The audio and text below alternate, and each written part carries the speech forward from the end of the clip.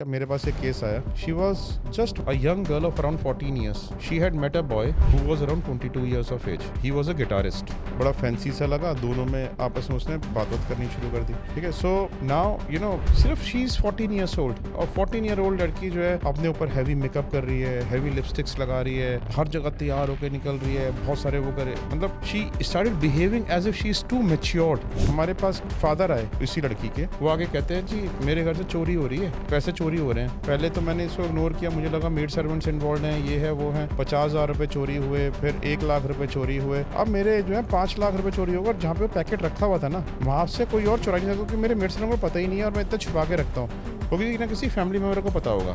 तब हमने पता किया कि आप अपनी फैमिली मेम्बर के ईच फैमिली मेम्बर का डिस्क्रिप्शन दो कि कौन क्या है. तो उन्हें हर फैमिली मेम्बर के बारे में बताया कि मेरी वाइफ, मेरा बेटा और मेरी बेटी मेरे घर में रहते हैं. मैंने कहा कि आप सबके इंस्टाग्राम अकाउंट दिखाओ. मैंने देखा कि इंस्टाग्राम अकाउंट से मैं देख रहा था ना बच्चों के, मैंने देखा कि 14 साल की इतनी फ्लैम्बॉयंट लाइफस्टाइल क्यों है, वो इतनी फ्लैम्बॉयंसी में क्यों है. तो मुझे पहले ही उसके ऊपर वहीं पर ही शक हो गया था. जब हमने इन्वेस्टिगेशन करी तब हमें ये पता लगा कि वो 22 साल के गिटारिस्ट के साथ इन्वॉल्व है. ये जो है उससे रोज मिलते ट्यूशन के बहाने से जाती है, तो उसके जाती नहीं है, वो उसके पास जाती है. And they go to a room and this person was, जब हमने इसकी investigation, he was totally into drugs. ठीक है. और वो जो इस लड़की को एक्सप्लॉइट करता था. किस तरीके से कि हम अपने फ्यूचर के लिए पैसे इकट्ठा कर रहे हैं. ठीक है. तू पैसे लाके मुझे देती रहे, तेरे पापा तो तेरी शादी मेरे से होने नहीं देंगे और हम सारा पैसे इकट्ठा करेंगे और हम यहाँ से भाग जाएंगे.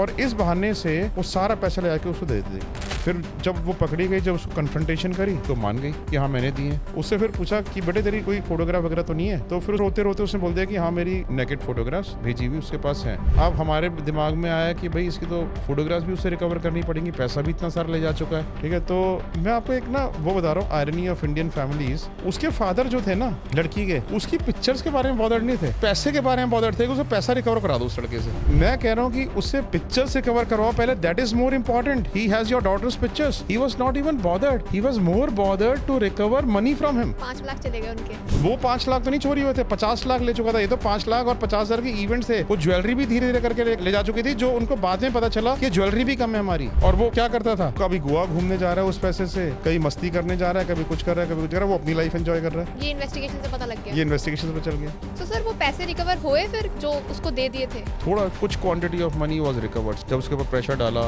उसके पेरेंट्स को बुलाया, उसके जो है लोकल वहाँ के एमएलए को भी इन्वॉल्व किया बिकॉज पुलिस कंप्लेंट फाइल नहीं कराना चाहते थे. वो उसको थोड़ा सा थ्रेटन किया तो उसने कुछ पैसा दे दिया वापस.